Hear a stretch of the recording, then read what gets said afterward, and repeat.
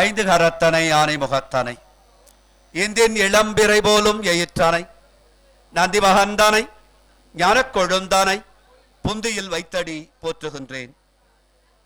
விழிக்கு துணை திருமென் மலர்பாதங்கள் மெய்மைகுன்றாம் ஒழிக்கு துணை முருகா எனும் நாமங்கள் முன்பு செய்த பழிக்கு துணை அவன் பன்னிருதோளும் பயந்ததனி வழிக்கு துணை வடிவேலன் செங்கோடன் மயூரமுமே. விழிக்கே அருளுண்டு அபிராமவல்லிக்கு வேதம் சொன்ன வழிக்கே வழிபட நெஞ்சுண்டு எவக்க வழி கிடக்க பழிக்கே சுழன்று வெம்பாவங்களே செய்து வாழ்நரக குழிக்கே எழுந்தும் கயவர்தம்மோடு என்ன கூட்டு இனியே. எல்லாம் வல்ல இறை அருள் பிரதோஷ தினமான இன்று சிவராத்திரி புண்ணியகாலமும் சேர்ந்திருக்கிறது என்பதை மிகவும் மகிழ்வாக எடுத்துச் சொல்லி ஒவ்வொரு பிரதோஷமும் இறைவனை பற்றியும் இறை அடியார்களை பற்றியும் சிந்திப்பதற்கு ஒரு வாய்ப்பினை வழங்கி இருக்கக்கூடிய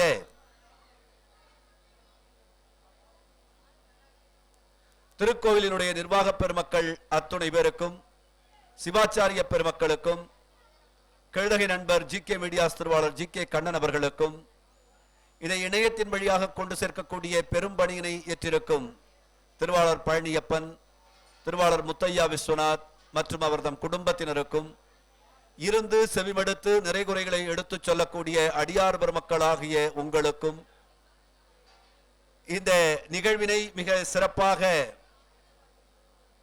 எத்தனையோ இன்னல்களுக்கு இடையில் நடத்தி கொடுக்கக்கூடிய அடியார் பெருமக்களுக்கும் மனம் மொழி மெய்களால் நெஞ்சம் நிறைந்த நன்றி கலந்த வணக்கங்களை சொல்லி எல்லாரும் கேட்கிற ஒரு கேள்விக்கு நான் இன்னைக்கு பதில் சொல்லிடணும். சார், எல்லா கோயிலையும் நேத்தி தானே பிரதோஷம், ஏன் இன்னைக்கு இங்கே பிரதோஷம்? எனக்கு நான் ரொம்ப ஆகம வழியெல்லாம் போக மாட்டேன். அந்த மாதிரி திதி நட்சத்திரம் காலம்லாம் பார்க்க மாட்டேன். நான் சொல்றது உங்களுக்கு விளங்குதா? திதி நட்சத்திரம் இது ஏன் இது நடக்குது, இது ஏன் இப்படி நடக்குது? நம்ம வீட்டில் என்னைக்கு இட்லி சுடுறாங்களோ அன்னைக்கு நமக்கு தீபாவளி. எங்களுக்கு பழைய காலத்தில் தீபாவளினா இட்லி சுடுவாங்க. நம்ம வீட்டில் என்னைக்கு இட்லி சுடுறாங்களோ அன்னைக்கு தீபாவளி. சில நாள் அமாவாசை அன்னைக்கு இட்லி சுடுவாங்க. நான் கேட்பேன், அம்மா இன்னைக்கு தீபாவளி அம்மா அப்படின்னு. இன்னைக்கு தீபாவளி இல்லடா, இன்னைக்கு அமாவாசை அப்படிம்பாங்க. அப்போ அவங்க பலகாரத்துக்கு செய்யறாங்க. அப்போ நாம போய் இது ஏன் இப்படி அப்படின்னு கேட்க வேண்டியதெல்லாம் நமக்கு இல்லை. நம்ம நிறைய பேர் என்ன செஞ்சுட்டு இருக்கிறோம் அப்படின்னா, எனக்கு ஏன் இந்த கஷ்டம் வந்துச்சு அப்படின்னு கேட்கிறோம். எனக்கு ஏன் இவ்வளவு சுகம் வந்துச்சுன்னு என்னைக்காவது கேட்டுக்கிறோமா? நல்லா இருக்கே கை கால், எனக்கு எப்படி என் கை கால்லாம் நல்லா இருக்குது? என் புத்தி தெளிவா இருக்குது, எனக்கு எப்படி என் புத்தி தெளிவா இருக்குது? என்னைக்காச்சும் கேள்வி கேட்டிருக்கீங்களா? கால் முடியலன்னா ஒண்ணும் எனக்கு ஏன் வந்துச்சு அப்படின்னு கேட்கறீங்களே, இது தெளிவா இருந்துச்சே ஏன் வந்துச்சுன்னு ஏன் கேட்கல? வேலை கிடைச்சப்ப எப்படி எனக்கு வேலை கிடைச்சதுன்னு கேட்கல. வேலை போன உடனே ஏன் சார் எந்த கிரகத்தினால எனக்கு வேலை போச்சு அப்படின்றான். அப்ப மட்டும் கிரகத்து மேல ஏன் பழி போடுற? இல்ல, நான் சொல்றது விளங்குதுங்களா? அப்போ ஏதோ ஒரு கிரகம் தான் உனக்கு நல்லது பண்ணிருக்குதுன்னா ஒரு கிரகம் கெட்டது பண்ணதானே செய்யும். ஒரு ஆள் உன்னை தூக்கி விட்டா ஒரு ஆள் உன்னை கீழே பிடிச்சி இழுக்க தானே செய்வான். அப்போ தவறு வந்த உடனே ஏன் ஏன்னு கேட்கிற நாம இது வரைக்கும் நல்லா நடந்துகிட்டு இருக்குதே எப்படி எப்படின்னு கேட்கணும்ல. கேட்டா எங்க குருநாதர் சொல்லுவாரு, அதை கண்டுபிடிச்சு அந்த வழியில போட. எப்படி நான் மகிழ்ச்சியா இருக்கிறேன், எப்படி எனக்கு வேலை கிடைச்சது, எப்படி நான் எல்லா விதத்திலையும் வெற்றி அடைகிறேன், அந்த வழியிலேயே பயணப்படு. அவ்வளவுதான். இதான் ரகசியம். ஒரு பக்கமா போறீங்க, மேடு பள்ளமா இருக்குது. அந்த பக்கமா இன்னொரு முறை போகும்போது என்ன சொல்லுவீங்க? நான் அந்த போன வாரம் போனேன், மேடு பள்ளமா இருந்துச்சு, இந்த வழியில போவேணாம், நம்ம வேற வழியில போயிடுவோம் அப்படின்னு சொல்லுவீங்களா இல்லையா? அதான வாழ்க்கை நிலை, அதான வாழ்க்கையோட நிலை. ஆனா நம்ம கஷ்டம் வந்தா மட்டும் ஏன் கஷ்டம் வந்துச்சுன்னு கேட்கிற நாம சுகம் வந்தா ஏன் கேட்கறது இல்ல? கல்யாணம் ஆச்சே கேட்டோமா? குழந்தை பிறந்துச்சே கேட்டோமா? குழந்தைய கொண்டு போய் ஸ்கூல்ல எல்லாம் சேர்த்து படிக்க வச்சோமே, அது அமெரிக்கா போன உடனே என்ன கண்டுக்கவே மாட்டேங்கிறான்னு எல்லாத்தையும் புலம்பிக்கிட்டு இருக்கிறோம். இவ்வளவு நல்லது நடந்தப்ப எனக்கு எல்லாம் நல்லதா நடக்குதுங்க, ரொம்ப மகிழ்ச்சி, எப்பவாது யார்ட்டையாவது சொல்லிருக்கீங்களா? இல்லையே. அப்போ நம்ம கஷ்டத்தை நாமளா கற்பனை பண்ணிக்கிறோம். நான் உங்களுக்கு மட்டும் சொல்லல, எனக்கும் சொல்லிக்கிறேன். நாமளா கற்பனை பண்ணிக்கிறோம் இதெல்லாம் கஷ்டம் அப்படின்னு. எங்க குருநாதர் சொல்லுவாரு, எதெல்லாம் கஷ்டம்னு எழுதுறா அப்படிம்பாரு. எதெல்லாம் கஷ்டம், எதெல்லாம் கஷ்டம் எழுது அப்படிம்பாரு. நீங்க எழுதின உடனே ஒரு மாசம் அல்லது 1.5 மாசத்துல பாத்தீங்கன்னா, அடைச்சி இத போய் கஷ்டம்னு நினைச்சோமே அப்படின்னு தோணும். மேபி 1.5 வருஷம் 2 வருஷத்துல அவ்வளவுதான். ஒரு பெண் கரு தாங்கி இருந்தா. ஏன் இந்த கதையை சொல்றேன், இன்னைக்குதான் பிரம்மதேவன் படைப்பு தொழிலை தொடங்கிய நாள். பிரம்மதேவன் பிரணவத்தினுடைய பொருள் தெரியலேன்னு அந்த படைக்கக்கூடிய தொழிலை அவரிடத்திலிருந்து பிடுங்கிக் கொண்டு முருகப்பெருமான் படைப்பு தொழிலை செய்து மீண்டும் பிரம்மதேவன் இறைவனை வணங்கி படைப்பு தொழிலை சிவராத்திரி முதல் தொடங்கிய நாள் இந்த நாள். ஒரு பெண் கரு தாங்கி இருந்தா, மகிழ்ச்சியா இருக்கிறான். அப்பப்போ எப்படிதான் எனக்கு குழந்தை பிறக்கும் அப்படின்னு உடனே அங்க இருக்கிறவங்க எல்லாம் சொல்றாங்க, பாரு இவ்வளவு தலை தெரியுது இல்ல, இந்த உலகத்துல இவ்வளவு தலை தெரியுது இல்ல, இதெல்லாம் ஒரு அம்மா உன்னை மாதிரி கரு சுமந்து பெத்து வளர்த்து அனுப்பி இருக்கிற தலை, நீ ஒன்னும் புதுசா ஒன்னும் செய்யல. ஆமா நீங்க சொல்றது ஈஸி, வலி எனக்கு இல்ல அப்படிங்குது அந்த அம்மா. வலி கடினம் தான், இல்லன்னு சொல்லல, வலி கடினம் தான். அது புலம்புது, புலம்புன்னு இங்கேயும் இந்த அம்மா அப்படிதான் புலம்புது. என்ன, அதுவும் போன்ல, அதுக்கு வீட்லயே உட்கார்ந்து ஒரு மூலையில பேசின்னு இருக்கலாமே. நாம போன்ல தான் பேச போறோம்னு முடிவு பண்ணிட்டோம்னா வீட்லயே பேசலாமே. அதுக்கு எதுக்கு கோயிலுக்கு வந்து உட்காந்துக்கணும் போன் பேசணும்? எங்க குருநாதர் அடிக்கடி சொல்வாரு, டேய் நீ போன் பேச போறேன்னா வீட்லயே பேசுறா, ஒரு மூலையில போய் உட்காந்துக்க, பேசிக்கின்னு இரு. கோயில்ல வந்தா யாரோட பேசணும்? சிவபெருமானோடு மட்டும்தான் பேச வேண்டும். வேற யாரிடத்திலும் எந்த வார்த்தையும் பேசக்கூடாது. சார் அவர்கிட்ட நான் என்னத்தை பேசுறது அப்படின்னா, எதெல்லாம் உங்களுக்கு கவலையா இருக்குதோ அதெல்லாம் சொல்லுங்க, எதெல்லாம் சந்தோஷமா இருக்குதோ அதெல்லாம் அவர்கிட்ட சொல்லுங்க. அவர் கேட்பாரா அப்படின்னு நினைக்காதீங்க, அவர் கேட்கிறார்னு சொல்லுங்க. பதில் எனக்கு வருமா? கண்டிப்பா வரும், கண்டிப்பா வரும். இந்த அம்மா கரு தாங்கி இருக்குது, ரொம்ப முடியல, கவலைப்படுது. ஒவ்வொருத்தருடையா கேட்குது, எல்லாரும் அது அப்படிதான் இருக்கும், அது அப்படிதான் இருக்கும் அப்படிங்குது. ஒரு சில கல்யாணம் ஆகாத பெண்ணு, அக்கா எனக்கு ரொம்ப பயமா இருக்குதுக்கா, நான் கண்ணாலமே கட்டிக்கிட்டாலும் புள்ள பொக்க வேணான்னு சொல்லிட போறேன்க்கா அப்படிங்குது. இந்த கஷ்டத்தை நீங்க அடுத்தவர்களுக்கு சொல்ல சொல்ல சொல்ல சொல்ல இந்த வைப்ரேஷன் அதிகமாயிடும். நிறைய குழந்தைங்க அதனால, ஆஹா குழந்தை பெற்றா வலிக்குமோ, அதனால நான் குழந்தையை பெற்றுக்க மாட்டேன், நாம குழந்தையை தத்து எடுத்துக்கலாம் அப்படின்னு வராங்க. அது நீங்கள் நினைவில் கொள்ளுங்கள், வலிக்காம பிள்ளை பெற முடியாது, வலி இல்லாமல் வெற்றி பெற முடியாது. கஷ்டம் நிறைய இருக்குதா, நீங்க வெற்றி பெற போறீங்கிறது உறுதி.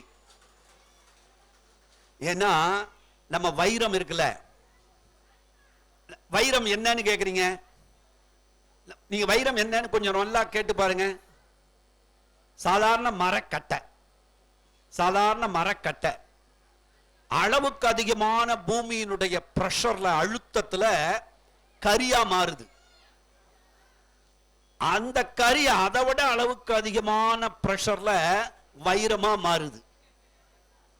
அப்போ உங்களுக்கு, சார் எனக்கு ஒரே தாங்க முடியாத டென்ஷன் சார், என்ன மண்டையை பிச்சுக்கிட்டு போலாம் போல இருக்குது அப்படின்னா பாருங்க, உங்களுக்கு நிறைய பணம் வந்துட்டு இருக்கும். அதை சொல்ல மாட்டான் எவனும், அதை சொல்ல மாட்டான். என் சீட்டு ரொம்ப ஹாட் சீட் தெரியுமா, எவ்வளவு வேலை தெரியுமா, ஒரு நிமிஷம் கூட உட்கார முடியாது. யோ உனக்கு பணம் வருதா இல்லையா, அதை சொல்லு. அது வருது சார் அப்படி, அப்புறம் என்ன, ஒண்ணு வருது இல்ல, அதையும் சேர்த்துல சொல்லணும். நான் சொல்றது புரியுதுங்களா? அதையும் சேர்த்துல சொல்லணும். எனக்கு 2 லட்சம் ரூபாய் பணம் வருது சார், அதனால எனக்கு வேலை இருக்கு அதிகமா, அதான உண்மை சார். இப்போ எனக்கு காலையில இருந்து வேலை இருக்குது, நான் நிறைய வேலை செய்யறேன், நான் நிறைய வேலை செய்யறேன் அப்படின்னு நான் புலம்பினேன்னா, எல்லாத்துக்கும் நான் பணம் பெறுகிறேனா இல்லையா? பணம் பெறுகிறேன்ல, அப்புறம் என்ன வேலை நிறையான்னு சொல்றதுக்கு? இந்த வீட்டு வேலை வேணா நிறையன்னு நீங்க நினைக்கலாம். சார் உங்களுக்கு எல்லாம் ஞாயிற்றுக்கிழமைன்னு ஒரு லீவ் இருக்கு சார், வீட்டுல வேலை செய்யற அம்மாவுக்கு ஞாயிற்றுக்கிழமை கூட லீவ் இல்ல அப்படின்னு நினைக்கலாம். ஆனா அது எங்க வீடு இல்லைங்க, அது உங்க வீடு. உங்க வீட்டு வேலையை நீங்க செய்றீங்க, எங்க வீட்டு வேலையா செய்றீங்க? நீங்க உங்க வீட்டு வேலையை செய்றீங்க.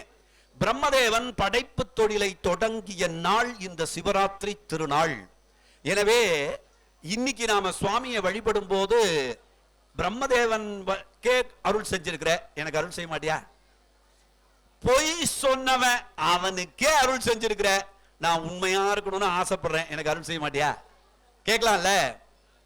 தழல் உழுவாக என்ற நாள், ஒரு தூணாக தழல் தூணாக நின்ற நாள் இந்த சிவராத்திரி திருநாள். செல்வம் இருக்கே, அது பாதாளம் வரைக்கும் பாயும். அதனால்தான் பணம் பாதாளம் வரையிலும் பாயும். விஷ்ணு அதனால்தான் பன்றி வடிவம் எடுத்து தேடத் தொடங்கினார் கால் பகுதியை. ஆனா அவர் பொய் சொல்லல. ஆனா படிப்பு கடவுளாகிய சரஸ்வதியினுடைய கணவன் பிரம்மன் என்ன பண்ணிட்டான், மேல போய் முடிய பார்க்கறதுக்காக போனான். பார்க்கணும், முடியலன்னா முடியலன்னு சொல்லணும். ஆனா நீங்க இன்னைக்கு எவ்வளவு தப்பு பண்றவங்க எல்லாரையும் பாருங்க, நிறைய படிச்சவன் தப்பு பண்ணுவான். படிக்காத வெள்ளந்தியா இருந்த நம்ம முன்னோர்கள் தப்பு எதுவும் பண்ணல, பாத்தீங்களா? அவங்க தப்பே பண்ணிட்டாலும் ஆமாங்கய்யா தெரியாம பண்ணிட்டேங்கய்யா அப்படின்னு நேரடியா வெள்ளந்தியா சொல்லுவான். இப்போ முந்தியெல்லாம் எப்படி இருந்துச்சுன்னா, நம்ம தாத்தா பாட்டி காலத்துல கெட்டவங்களோட சேராத அப்படின்னு இருந்துச்சு. நம்ம அப்பா அம்மா காலத்துலலாம் கெட்டவங்களோட சேர்ந்தாலும் நீ கெட்டவனா மாறிடாத. சூழல் அப்படிதான் இருக்குது. இப்ப நமக்கு அப்புறம் நம்ம பசங்க காலத்துல ஒரு புது விதமான கண்டுபிடிப்பு வந்திருக்குதுங்க.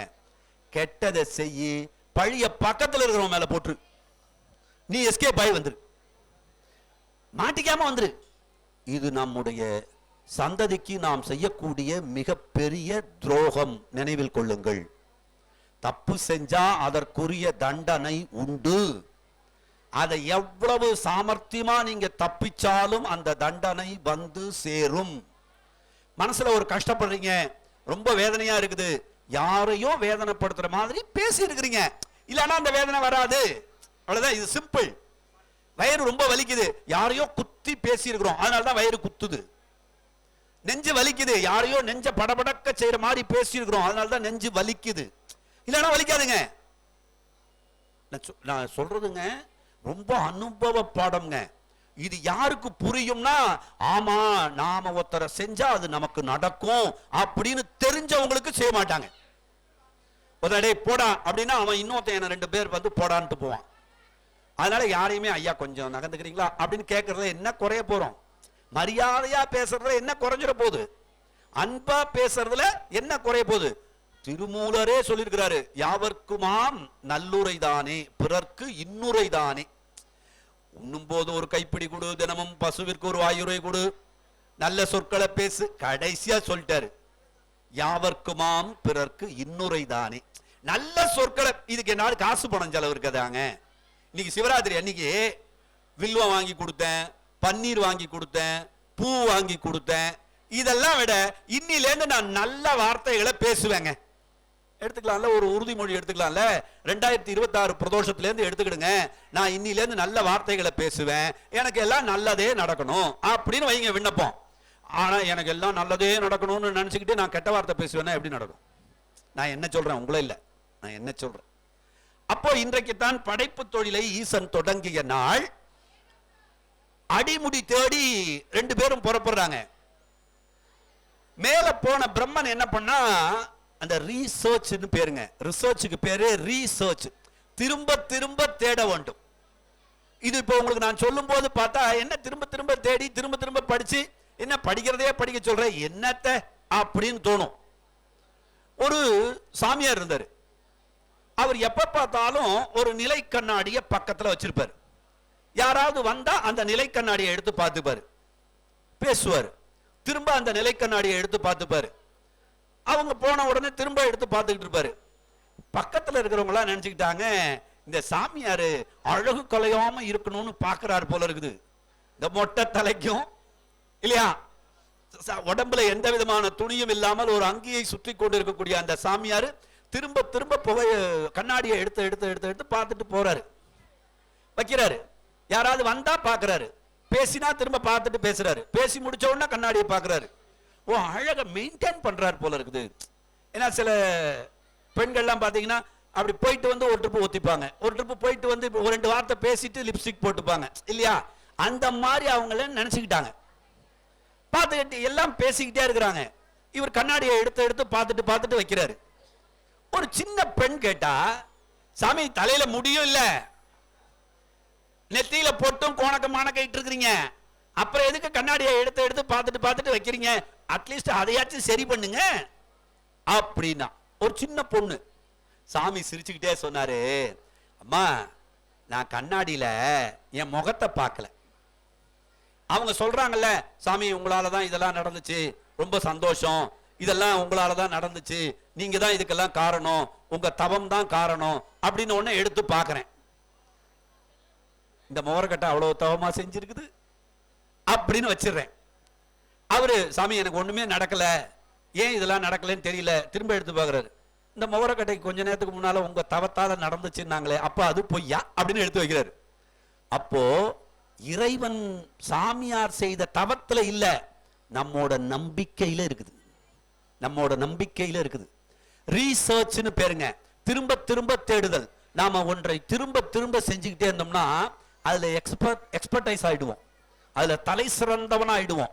இதை நம்ம குழந்தைகளுக்கு சொல்லித்தரதே இல்லை. இதை நம்ம குழந்தைகளுக்கு சொல்லித்தரதே இல்லை. இன்னைக்கும் முதல் மதிப்பெண் வாங்கணும் அப்படிங்கிறதுக்கான ரகசியம். இப்ப தேர்வு வரப்போதுங்க. மார்ச் 2ல 10ஆம் வகுப்பு 12ஆம் வகுப்பு தேர்வு தொடங்க இருக்குது. 12ஆம் வகுப்பு தேர்வு சிவராத்திரி அன்னைக்கு சொல்லி தரேன். உங்க குழந்தைகளுக்கு இதை சொல்லி கொடுங்க. நம்ம தேர்வு முறை என்ன முறை? எழுத்து முறை. எனவே நல்லா படிச்சியான்னு கேட்காதீங்க, படிச்சுட்டு எழுதி பாடுறா தம்பின்னு சொல்லுங்க. எழுதி பார்த்துட்டு அவனையே திருத்த சொல்லுங்க. அவன் தான் முதல் மதிப்பெண், அவன் தான் முதல் மதிப்பெண். எழுதி வச்சுங்க. சிவராத்திரி அன்னைக்கு சிவபெருமான் வாக்கா சொல்றேன், குருவனுடைய வாக்கா சொல்றேன், எழுதி பார்க்க சொல்லுங்க. ஆனா பையன் எழுதி பார்க்க மாட்டான். ஏன் தெரியுங்களா? கொரோனா நம்ம கிட்ட இருந்து வந்ததுல பறிச்சுக்கிட்டு போனது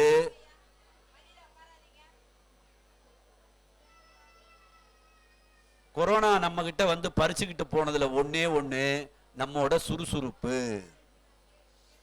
பசங்க கிட்ட சுறுசுறுப்பே இல்லாம மந்தமா ஆகி எழுதுடான்னீங்கன்னா எவனும் எழுத மாட்டான். நான் படிச்சுட்டேன், ஒப்பிச்சிருவேன், நான் நல்லா எழுதிடுவேன், வருஷ கணக்கா மார்க்கே வராது.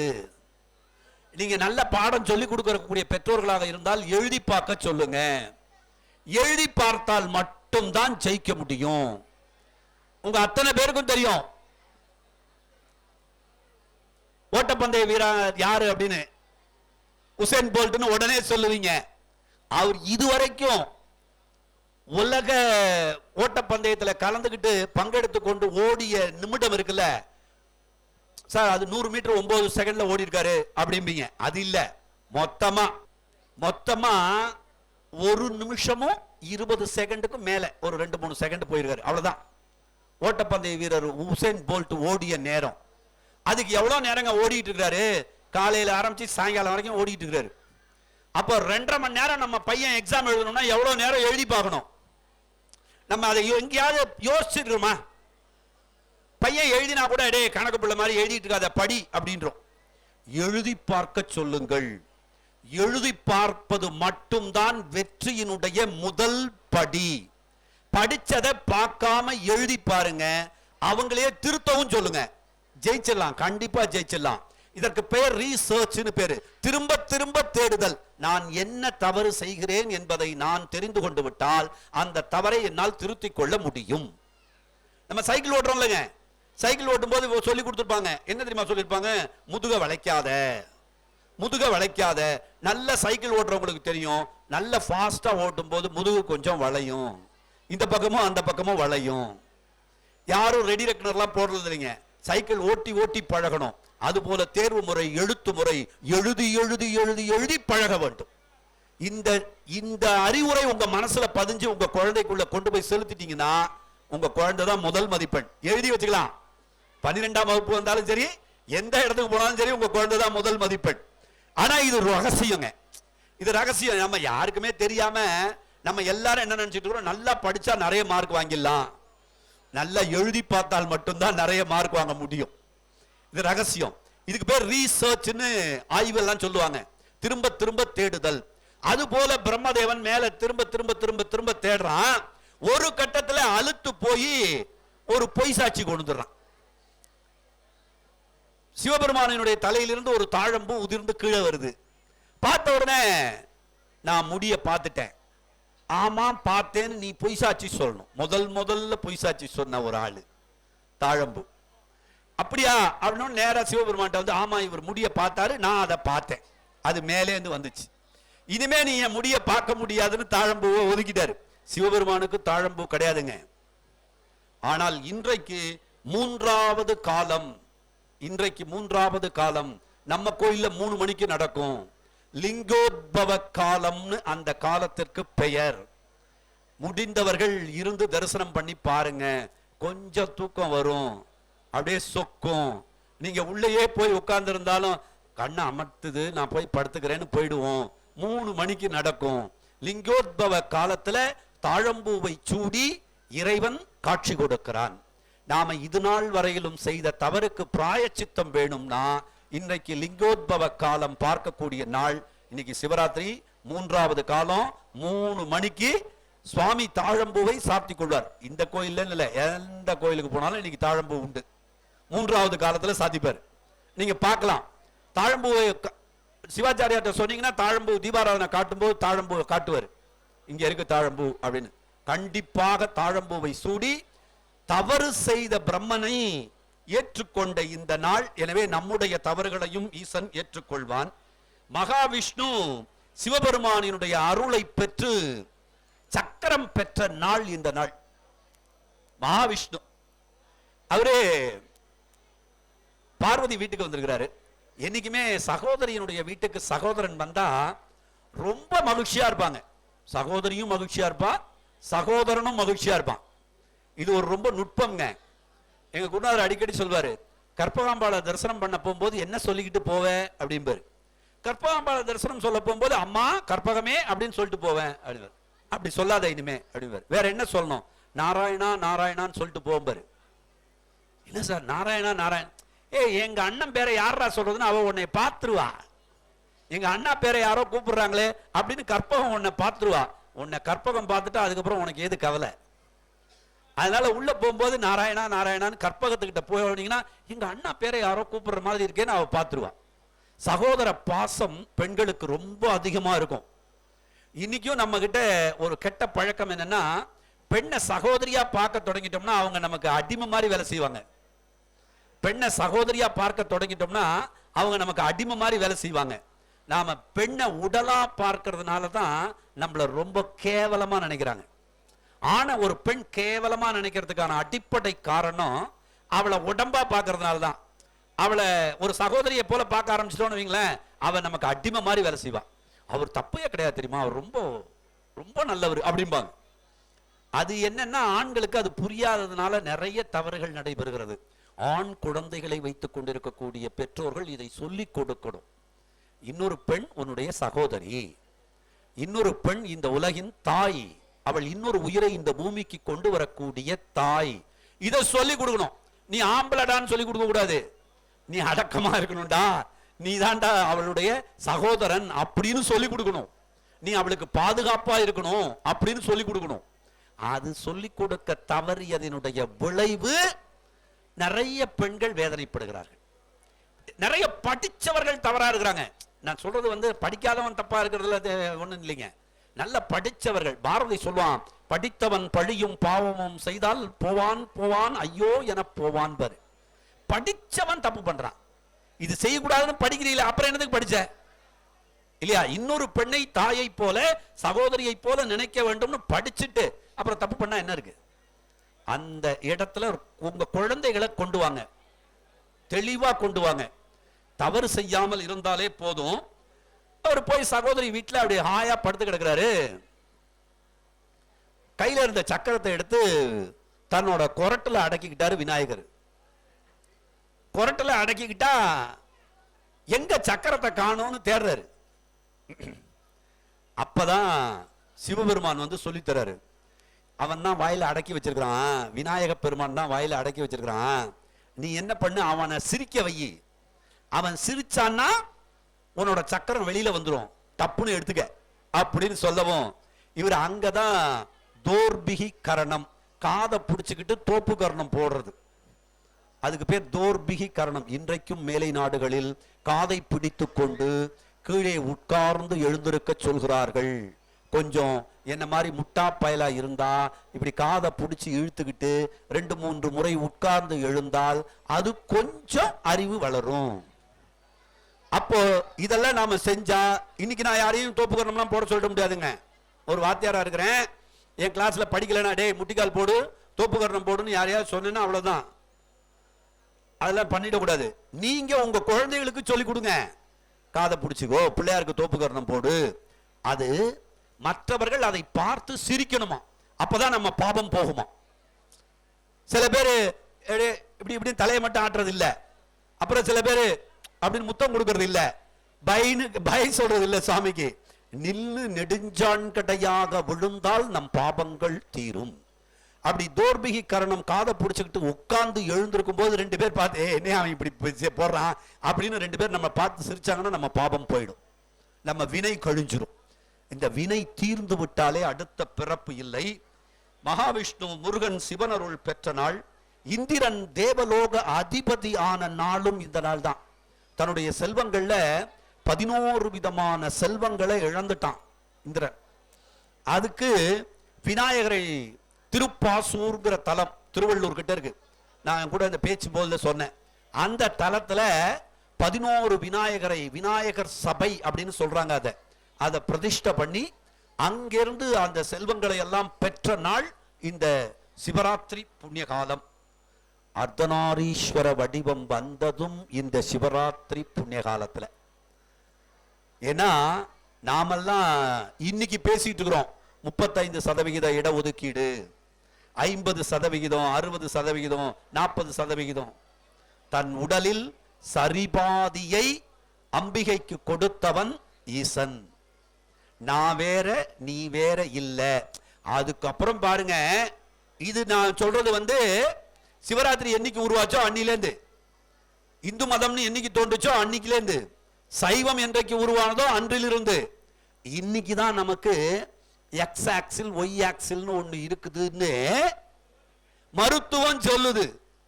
குழந்தை உருவாகும் போது எக்ஸ் ஆக்சில் அதிகமா இருந்தா அது ஆண் குழந்தையாகும், ஒய் ஆக்சில் அதிகமா இருந்தா அது பெண் குழந்தையாகும். எப்பங்க?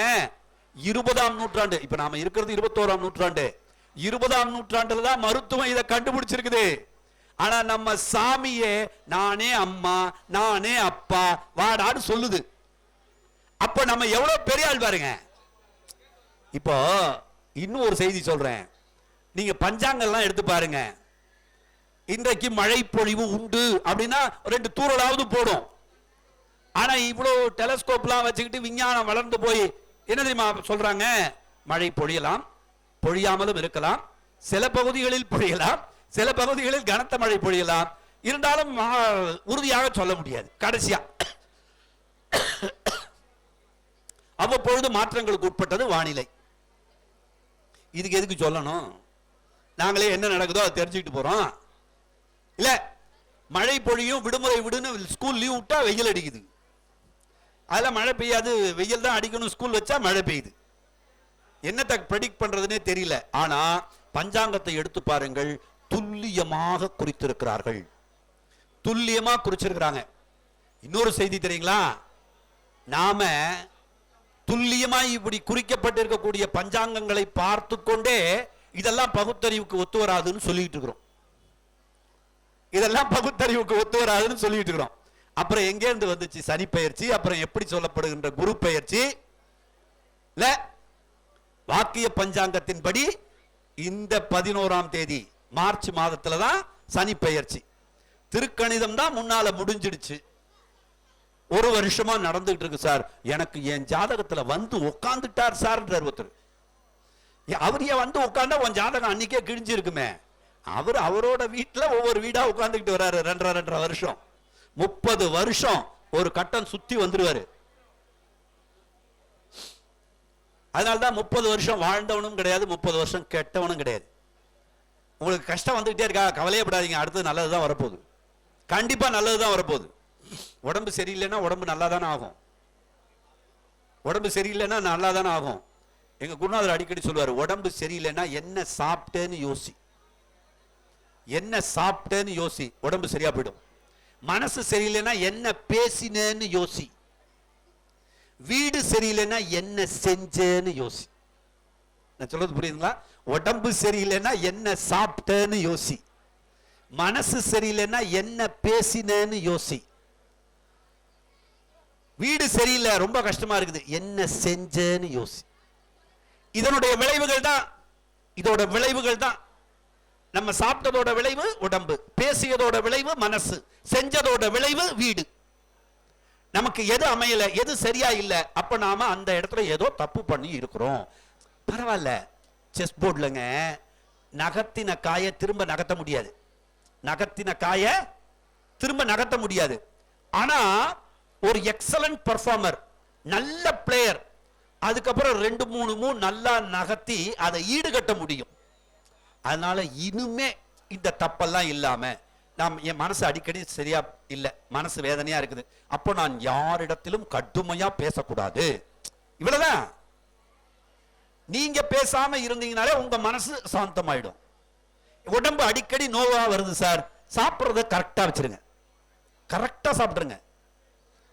ஸ்வீட் சாப்பிடக்கூடாது அப்படின்னா 2 குலோப் ஜாமுனையும் உள்ள தள்ளி 2 மாத்திரையும் போட்டுக்கலாம், அப்படி இல்லை. நல்லா இருக்கு சார், சக்கரை பொங்கல் நாளைக்கு கிடைக்குமா, போட்டு வைப்போம். விரதம்னு சிவராத்திரி விரதம், நாங்க விரதம் இருக்கிறத இப்ப கொஞ்சம் விரதம் இருக்கிற அந்த கெடுபடியை குறைச்சிட்டேன். சாப்பிட்றேன்னு வச்சுங்க, முன்னாலெல்லாம் ரொம்ப சுத்த உபவாசம்னு இருப்பேன். காலையிலேருந்து ஒண்ணுமே சாப்பிடாம பூஜை மட்டுமே பண்ணிக்கிட்டு இருப்பேன். நைட்டு 3 கால பூஜை 4 கால பூஜை முடிச்சதுக்கு அப்புறம் சாப்பிடுவோம் காலையில. அதுவும் அந்த பிரசாதங்களை சாப்பிடும்போது உடம்பு ரொம்ப டயர்டாயிடும். ஆனா அப்போ இப்பெல்லாம் கொஞ்சம் கொஞ்சம் சாப்பிட ஆரம்பிச்சிட்டேங்க. நீங்க இந்த மாதிரி விரதம் இருக்கேன்னு நினைச்சுக்காதீங்க, இப்ப அப்படிலாம் இல்லவே இல்லை. நல்லா சாப்பிட்றேன், தூங்குறேன். சிவராத்திரி போது தூங்கக்கூடாது, நான் தூங்குறேன். இப்போ இன்னைக்கெல்லாம் மத்தியானம் கொஞ்சம் தூங்கிட்டேன். எங்க குருநாதர் இல்ல, அவர் இறந்துட்டாரு. அவர் சிவராத்திரி பூஜை முடிச்சுட்டு போன மத்தியானம் தூங்கினே இல்லையா அப்படிம்பாரு. தூங்கிட்டேன் சார். அப்புறம் என்னடா சிவராத்திரி பூஜை பட அப்படிம்பாரு. அப்புறம் என்ன சிவராத்திரி பூஜை, அப்புறம் என்ன ஜபம் வேண்டி கிடக்கு உனக்கு அப்படிம்பாரு. ஜபம் பண்ணுவோம், ஒவ்வொரு காலத்துக்கும் 1008 காயத்ரி ஜபம் பண்ணுவோம். ஒவ்வொரு காலத்துக்கும் 1008 காயத்ரி ஜபம் பண்ணி அந்த தீர்த்தத்தை தான் அபிஷேகம் பண்ணுவோம் சுவாமிக்கு. 1008 ஜபம் பண்ணிருக்கல, அந்த தீர்த்தத்தை சுவாமிக்கு அபிஷேகம் பண்ணுவோம். சுத்த ஜலம்னு பேரு. அது பண்ணீங்கன்னா மனசு ரொம்ப இலகுவா இருக்கும். சுத்த ஜலம் சுவாமிக்கு அபிஷேகம் பண்ணா மனசு ரொம்ப இலகுவா இருக்கும். அதெல்லாம் ஒண்ணும் பண்ணாது அப்படின்னு நிறைய நேரங்களில் நம்ம கடந்து போகிறதுக்கு நமக்கு ஒரு பெரிய வாய்ப்பு. அது அர்த்தநாரீஸ்வர வடிவம் பிறந்த நாள் இந்த நாள். சுவாமி தன்னுடைய உடலில் சரிபாதியை அம்பிகைக்கு கொடுத்து, நீயும் நானும் வேற இல்லை, 2 பேரும் ஒண்ணு. அது மாதிரிதான் வீட்லயும் 2 பேரும் வேற வேற ஆள் கிடையாது. ஆணுக்கு ஒரு தனி உயர்வும் கிடையாது, பெண்ணுக்கு ஒரு படி கீழையும் கிடையாது. இன்னும் சொல்ல போனா எங்கள் பாரதியின் வாக்கில் ஆணை காட்டிலும் பெண் அணுவளவு உயர்வானவள். ஒரு துளி அங்க உயர்வு தான் அவ. ஏன் அப்படின்னா நம்மகிட்ட இன்னொரு உயிரை கொண்டு வருவதற்கான கருப்பை கிடையாது, அவகிட்ட கருப்பை இருக்குது. அதனால அவள் ஆணை காட்டிலும் உயர்வானவள். இது நமக்கு தெரிஞ்சிடுச்சுன்னு வைங்க, நம்ம வீட்டு அம்மாவை, நம்முடைய சகோதரிய, நம்ம வீட்டு மனைவியை நாம உயர்வா வச்சுப்போம். காட்டிலும் என்னை விட நீ உயர்வான ஆள்பா, நீ என்ன சொல்றியோ அது சரி அப்படின்ட்டு நமக்கு என்ன இருக்குல்ல, பிரச்சனையே இல்லை. அந்த இடத்துல பிரச்சனையே தீந்துரும். வீட்டுல பிரச்சனை இல்லாத ஒரு ஆண்மகன் இருக்கான் இல்லையா, வெளியில ஜெயிச்சுட்டு வருவான், வெளியில ஜெயிச்சுட்டு வருவான். வீட்டுல நிறைய பிரச்சனைகளோட வெளியில போற ஆண்மகனால வெளியில ஜெயிக்க முடியாது. எங்க நண்பர்கள்லாம் சொல்லுவாங்க, நல்ல மனைவி இருக்கா இல்லையா, தன்னுடைய கணவனை அடிமை போல நடத்துவாள் அப்படின்னு. எங்கெல்லாம் அடிமை மாதிரி வச்சிருக்காயா அப்படிம்பாங்க. நான் பேசும்போது நிறைய நேரங்களில் பேசும்போது சொல்வேன், ஒரு நல்ல பெண், சூக்ஷ்மம் தெரிந்த பெண் கணவனை ராஜாவாக்கி பட்டத்து அரசியாக வாழ்வாள். நீங்க தாங்க ராஜா, நான் உங்களுடைய அரசி, பட்டத்து அரசி. அவனை வெளியில அவன் போகும்போது அவனுக்கு எந்த விதமான இடையூறும் ஏற்படாமல் பார்த்து கொள்ளணும். ஏன்னா வீட்டில் திட்டி சீக்கிரம் வந்துட்டேன் சொல்லிட்டேன், அப்புறம் இல்லை நான் வீட்டுக்கு போயிட்டே இருப்பேன் அப்படின்னா அவன் அந்த டென்ஷன்லயே அவன் வருவான். ஆக்சிடென்ட் ஆகி நீங்க போய் ஆஸ்பத்திரியில் பார்க்கணும். எதுக்கு? அது முடிந்த வரையிலும் சொற்கள்ல நல்ல சொற்களை பயன்படுத்துங்க. இருக்கிறதுலே சிறந்த சொல்லியது, அதை பயன்படுத்துங்க. எங்க வள்ளுவம் அடிக்கடி சொல்லும், கனி இருப்ப காய் கவர்ந்தற்று, இனிய உளவாக இன்னாத கூறல் கனி இருப்ப காய் கவர்ந்தற்று. நல்ல சொல்றத ஏன் கெட்ட சொல்ல போய் எடுக்கிற? இப்போ உட்கார்றோங்க, இங்க உட்காரும் போதே என்ன பண்றோம்? அங்க மண் இருந்தா தட்டி விட்டுட்டு, இல்ல கையில ஒரு கர்ச்சீஃப் இருந்தா அதை எடுத்து போட்டு, இல்லையா? ஏன் கொஞ்ச நேரம் உட்கார்ற இடமே அப்படி சுத்தமா இருக்கணும்னு பாக்குறமே. இறைவன் மனதில் வந்து அமரணும்னா அவன் மனசு, நம்ம மனசு எவ்வளவு சுத்தமா இருக்கணும்னு பார்ப்பான். இருக்குதா? என் மனசு இல்ல, என் மனசு சுத்தமா இல்ல. நான் ஒவ்வொரு முறையும் இந்த மனசு சுத்தமா இருக்கிறதுக்கு என்ன பண்றது என்ன பண்றது அப்படின்னு யோசிச்சுக்கிட்டே இருக்கிறேன். எவ்வளவு டெட்டால் ஊத்தினாலும் சுத்தமாக மாட்டேங்குது. எவ்வளவு டெட்டால் ஊத்தினாலும் மனம் சுத்தமாகல. ஏன் ஏன் சுத்தமாகலன்னா, நான் சுத்தப்படுத்தணும்னு நினைக்கல. நினைச்சா சுத்தப்படுத்திட போறேன். இப்போ நீங்க உட்கார்ற இடம் சுத்தமா இருக்குல்ல, அதுக்கு பக்கத்துல அழுக்கா இருக்கும். ஏன்னா நீங்க அதை சுத்தப்படுத்துறது இல்ல. நான் உட்கார்ற இடத்தை மட்டும் சுத்தப்படுத்திட்டு நம்ம உட்கார்ந்துட்டோம். அதுபோல என் மனதை நான் தூய்மைப்படுத்த வேண்டும் என்று நினைத்தால் அந்த வினாடி நான் தூய்மைப்படுத்தி விடுவேன்.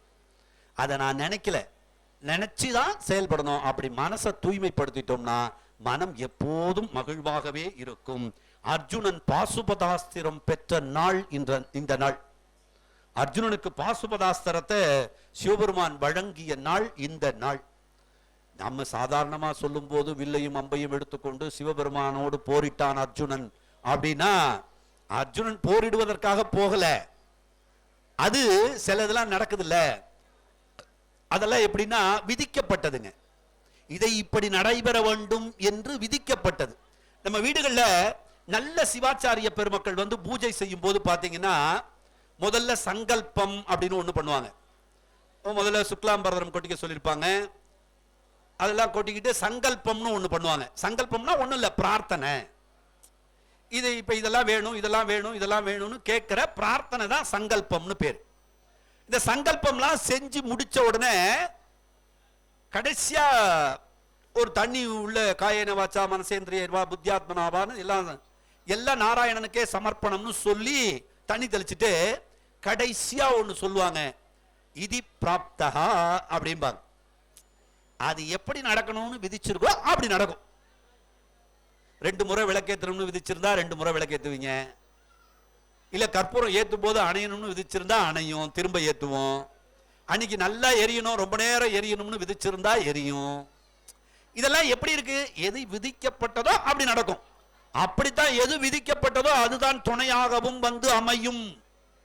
இது தெரிஞ்சிருச்சுன்னா எனக்குன்னு வந்து ஒண்ணு வாச்சிருக்கேன்னு நம்ம சொல்ல மாட்டோம். ஓ, இது விதிக்கப்பட்டது, இதுதான் விதிக்கப்பட்டது. நீங்க நான் அடிக்கடி ஒரு பாட்டு சொல்வேன், நீங்க கவனிச்சீங்களான்னு தெரியல. கணக்கும் பொதிக்கும் தனது இச்சை கண்டதுண்டோ அப்படின்னு. மாடு இருக்குல்ல, மாடு நான் 5 மூட்டை தான் ஏத்திக்கிட்டு போவேன்னு சொல்ல முடியுமா? 1 மூட்டை தான் ஏத்திக்கிட்டு போவேன்னு சொல்ல முடியுமா?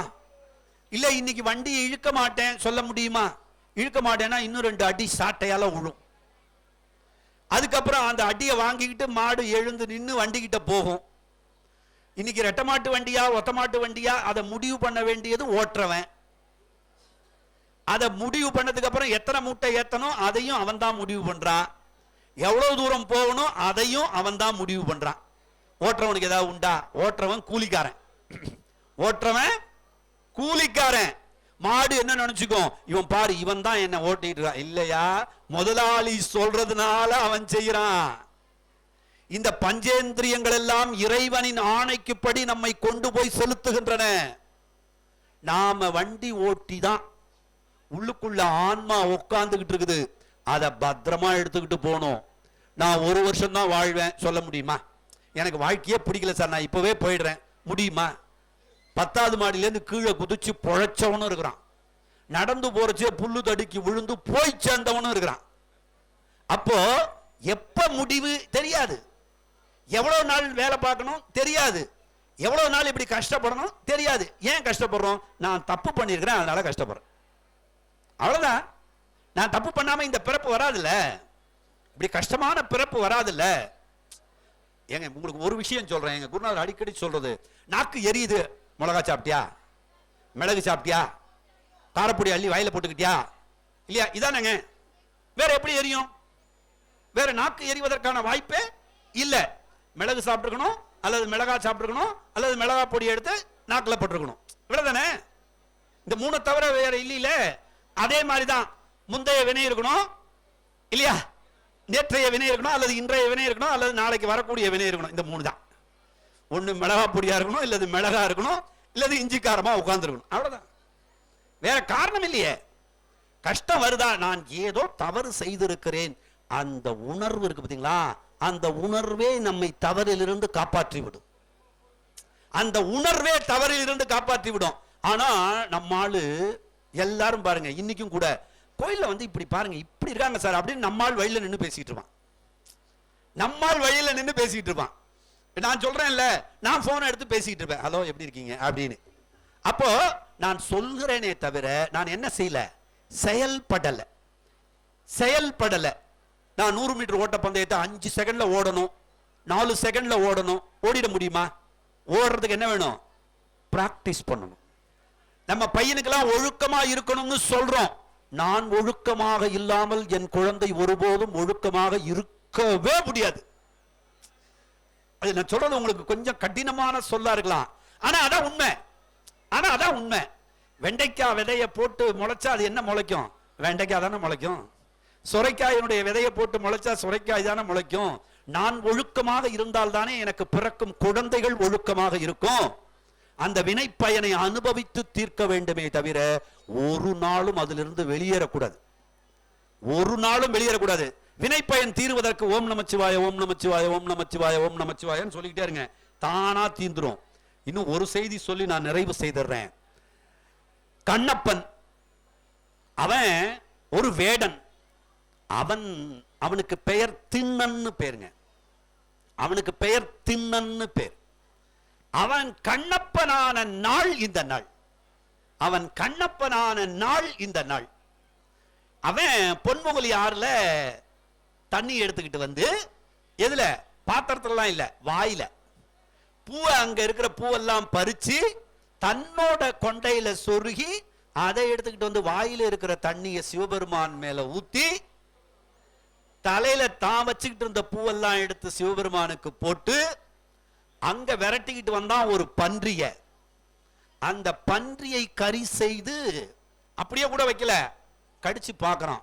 இந்த பக்கம் நல்லா வெந்திருக்குது, இதை சாமிக்கு கொடுக்கலாம். இந்த பக்கம் நல்லா வெந்திருக்குது, இதை சாமிக்கு கொடுக்கலாம் அப்படின்னு வைக்கிறான். சிவகோசர் யாருன்னு ஒருத்தர், அவரு ஆகம விதிப்படி பூசை செய்யறவரு.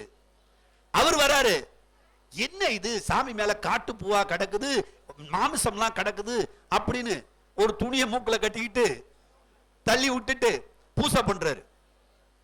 இதெல்லாம் யாரு? மறுநாளும் இது நடக்குது. கண்ணப்பன் வந்து பார்க்கும்போது, அவனுடைய பெயர் திண்ணன். அவன் வந்து பார்க்கும்போது சுவாமியை பார்த்து சொல்றானா, அவருக்கு பேர் குடுமித்தேவர்னு சொல்றான், நீ ரொம்ப இழைச்சி போயிட்ட, நான் உன்னை பார்க்காததுனால கவலையில இழைச்சி போயிட்டியோ அப்படின்றான். நம்ம என்னைக்காவது கபாலி அப்படி கேட்டிருக்கிறோம்? நீ ரொம்ப இழைச்சி போனாப்புல தெரியறப்பா, நான் ரொம்ப லேட்டா வந்து உன்னை பார்க்கறேன், என்னை பார்க்கலேங்கிற கவலையினால இழைச்சி போயிட்டியோ? நம்ம என்னைக்கு நான் எப்படி இருக்கிறேன், பூசினாப்புல இருக்கிறேன்னா இல்ல இழைச்சி போயிட்டேனான்னு நம்மளதான் கேட்டுட்டு இருக்கிறோம். ஒரே கவலை, என்ன சாமி என்ன பாடுபடுத்துறாருங்க. இதுல வேற நம்ம சாமி கும்பிடுறவனுக்குலாம் ஒரு இது உண்டு தெரியுமா, நாம தான் உலகத்திலேயே சிறந்ததா சாமி கும்பிடுறோம்னு ஒரு நினைப்பு வேற உண்டு. நான் என்ன சொல்றேங்க, உங்களுக்கு எனக்கு இருக்கான்னு தெரியல, நம்ம தான் உலகத்திலேயே ரொம்ப சிறப்பா சாமி கும்பிடுறோம். ஒரு மண்ணாங்கட்டியும் கிடையாது. கண்ணப்பனுக்கு உள்ள அறிவுல ஒரு துளி இல்லை, அப்புறம் என்ன பெரிய அறிவு? கண்ணப்பனுக்கு உள்ள அன்புல, கண்ணப்பனுக்கு உள்ள ஈடுபாட்டுல எனக்கு ஒரு துளி இல்லை. அப்படி இருந்திருந்தா இந்த பேச்சு நின்னு போயிருக்கும், பேச மாட்டேன், பேச்சு நின்னு போயிருக்கும். என்றைக்கு பேச்சு அறுபட்டு போகிறதோ அன்றைக்குத்தான் ஞானம் கைகூடி இருக்கிறது என்று பொருள். இப்ப பேசிக்கிட்டு இருக்கிறோம்னா என்ன பொருள்? இன்னும் ஞானம் கைகூடவில்லை என்று பொருள். ஞானம் கைகூடிடுச்சுன்னா அப்படியே சும்மா இருக்கும், ஒன்னும் பண்ணாது, இப்படி கராமுரான்னு பேசாது.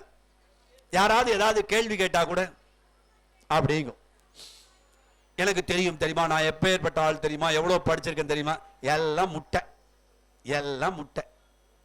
ஒண்ணு இல்ல. ஆமா, கம்ப்யூட்டர் எல்லாம் 0 1 தானே எடுத்துக்குது, 0 1 0 1 0 1 தானே அது கணக்கு எடுத்துக்குது. அப்ப யோசிச்சு பாருங்க, நாம எவ்வளவு படிச்சாலும் இறையருள் துணை இருந்தால் மட்டும்தான் அந்த படிப்பே கூட சோபிக்குமே தவிர நமக்கு படிச்சதுனால ஒண்ணு சோபிச்சிடாது. இங்க பொன்முகலி ஆற்றுல நீரை எடுத்துக்கிட்டு வந்து பார்க்கறான். இது தினமும் நடக்குது. சிவகோசரியார் ஒரு நாள் ரொம்ப வேதனைப்பட்டு, என்ன இது இப்படி தினந்தோறுமா கிளீன் பண்ணிக்கிட்டு இருக்கிறேன், ஒவ்வொரு நாளும் சுத்தப்படுத்திக்கிட்டு இருக்கிறேன், இது இப்படி இருக்குதே, இதுக்கு காரணம் யாரு, ஒரு கேமரா போட்டுருவோமா அப்படின்னு இப்போ வந்தா கேட்போம் இல்லையா? நம்ம ஊர்ல எல்லாம் கிராமத்துல எல்லாம் பாத்தீங்கன்னா சாமி பார்த்துக்கிட்டு இருக்கிறாரு, கண்ணை குத்திடும் அப்படின்னு சொல்லிக்கிட்டு இருந்தாங்க. சாமி பார்த்துக்கிட்டு இருக்காரு, தப்பு செய்யக்கூடாது, கண்ணை குத்திடும். ஆனா இப்ப யூ ஆர் அண்டர் சர்வைலன்ஸ் அங்கங்க போர்டு வச்சுக்கிட்டு இருக்கிறான். இதனாலே எங்க முன்னோர்கள் சொன்னாங்க, இதுக்கு செலவு வேற, ஒவ்வொரு கேமராவுக்கும் 25,000 30,000, அது பதிவாகிறது வேற, ஒருத்தன் உட்காந்து பார்த்துக்கிட்டு இருக்கணும், அவனுக்கு வேற சம்பளம் 60,000. இதெல்லாம் ஒண்ணுமே இல்லாம சாமி பார்த்துக்கிட்டு இருக்குது, தப்பு செய்யக்கூடாது, இதுதானங்க நல்லது இல்லையா? இதை யூ ஆர் அண்டர் சர்வைலன்ஸ், எப்ப அங்க கேமரா இருக்கு ஜாக்கிரதை. கேமரா அப்பனா என்ன, கேமரா இல்லாத இடத்துல தப்பு பண்ணலான்னு அர்த்தமா?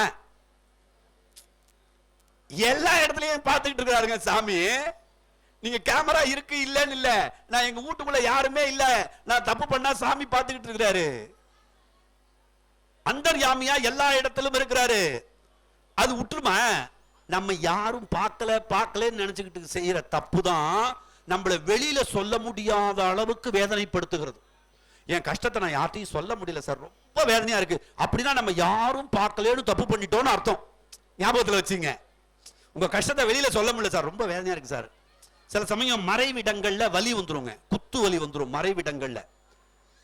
நான் சொல்றது புரியுதுங்களா? யார்ட்டையும் போய் காட்டவும் முடியாது, யார்ட்டையும் சொல்லவும் முடியாது, ரொம்ப கஷ்டமா இருக்கும். அப்படின்னா நம்ம யாரும் பார்க்கலன்னு சொல்லி தப்பு பண்ணோம்னு அர்த்தம். எங்க குருநாதர் சொல்லுவாரு. அதனால நினைவுல வச்சுங்க, யாரும் பார்க்கவே இல்லை தப்பு பண்ணிடலாம் அப்படின்லாம் கிடையாது. அப்ப மறைவிடத்துல வியாதி வந்துடும், அந்த வியாதியை கூட யார்ட்டையும் சொல்ல முடியாது. டாக்டர்கிட்ட சொல்றதுக்கே வெக்கமா இருக்கும், இப்படி வந்துருச்சே அப்படின்னு. நினைவில் கொள்ளுங்கள், ஒருபோதும் அப்படி செய்யக்கூடாது. அப்படி வந்து பார்த்த உடனே மறுநாள் சொல்றாரு, அவ்வளவுதானே, உனக்கு யாருன்னு தெரியணும், அவ்வளவுதானே, எனக்கு பின்னால ஒளிஞ்சுக்கோ, நாளைக்கு என்ன நடக்குதுன்னு பாரு.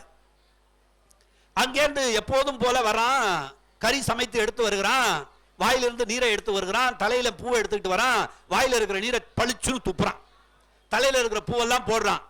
இந்த மாம்சத்தை எடுத்து வச்சு நைவேத்தியம் படைக்கிறதுக்காக வரணும், இதான் இந்த வேலை. ஆனா சாமியினுடைய கண்ணிலிருந்து ரத்தம் வருது.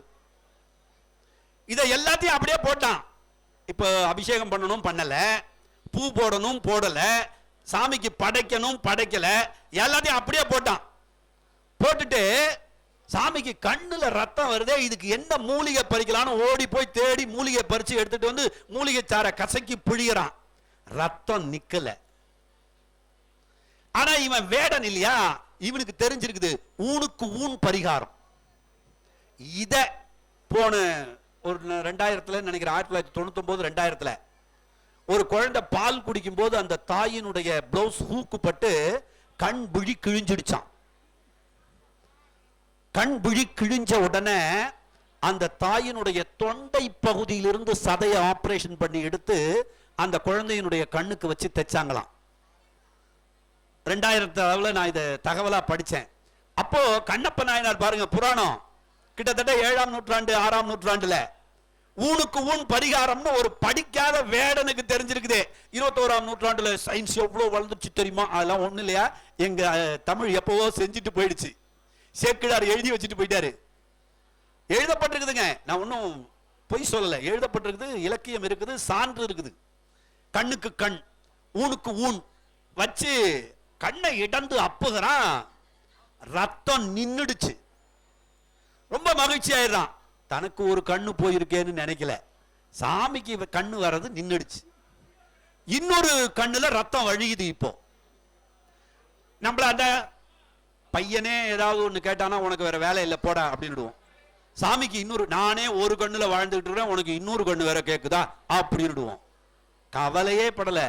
இன்னொரு கண்ணுல ரத்தம் வழிஞ்ச உடனே சிரிச்சானா, என்ன நல்ல வேலை எனக்கு 2 கண்ணு இருக்குது, கொடுக்கலாம்ல. அம்பை எடுத்து கண்ணுல வச்சான், கால் எங்க இருக்குன்னு தெரியாம, கண்ணு எங்க இருக்குன்னு தெரியாதுன்னு பார்த்தான். செருப்பை கூட கட்டல, செருப்பு காலோட தூக்கி சாமியினுடைய முகத்துல வச்சு கண்ணை குறிச்சுக்கிட்டான். என்ன ஒரு நுட்பம் பாருங்க. கண்ணை எடுக்க போனா அவனுடைய பெயர் அதுவரையிலும் திண்ணன். நில்லு கண்ணப்ப, நில்லு கண்ணப்ப, நில்லு கண்ணப்ப சுவாமி. அந்த நாள் இந்த நாள். கண் நோய் இருந்தால் இந்த புராணத்தை கேட்டாலே கண் நோய் நீங்கிவிடும்.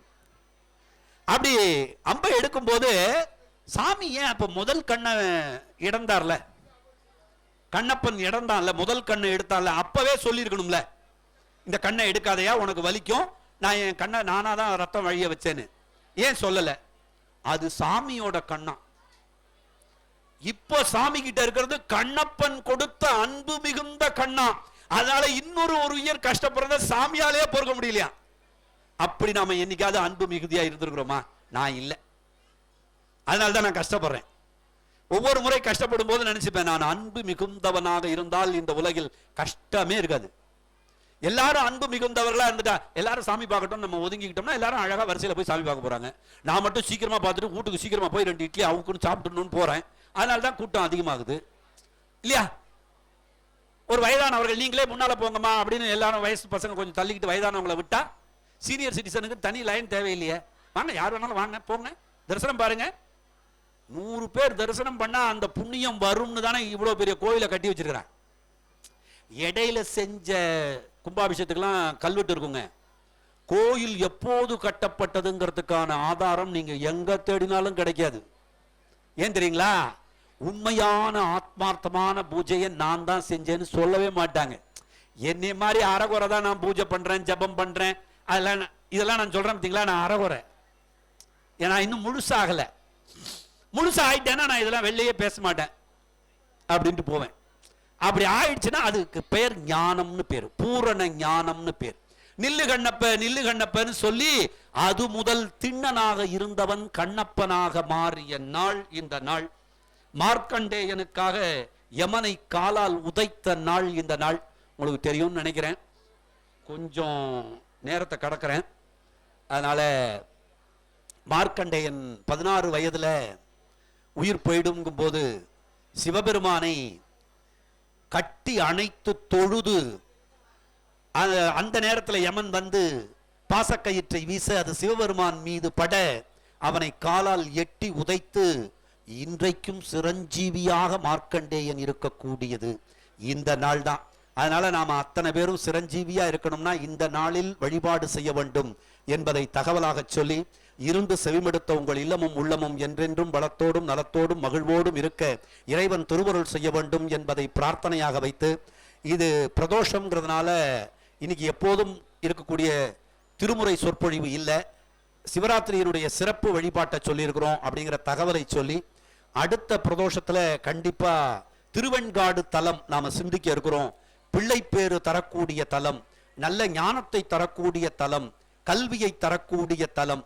எல்லா மாணவர்களும் தேர்வு எழுதுவாங்க. அன்னைக்கு நாம சிந்திக்க இருக்கிறோம் திருவெண்காட்டு தலம் அப்படிங்கிற தகவலை சொல்லி, இருந்து செவிமெடுத்த உங்கள் இல்லமும் உள்ளமும் என்றென்றும் பலத்தோடும் நலத்தோடும் மகிழ்வோடும் இருக்க அருள்மிகு கற்பகாம்பாள் உடனுரை அருள்மிகு கபாலீஸ்வர பெருமான் அருள் செய்ய வேண்டும் என்பதை பிரார்த்தனையாக வைத்து, நீருண்டு பொழிகின்ற காருண்டு விளைகின்ற நிலனுண்டு பலனமுண்டு, நிதியுண்டு துதியுண்டு மதியுண்டு கதிகொண்டு நெறியுண்டு நிலையுமுண்டு, ஊருண்டு பேருண்டு உடையுண்டு கொடையுண்டு உண்டு உண்டு மகிழவே உணவுண்டு சாந்தமொரு முளமுண்டு வளமுண்டு, தேருண்டு கரியுண்டு பரியுண்டு மற்றுள்ள செல்வங்கள் யாவும் உண்டு எனச் சொல்லி நல்லதொரு வாய்ப்பினுக்கு நன்றி பாராட்டி விடைபெறுகிறேன். நன்றி, வணக்கம்.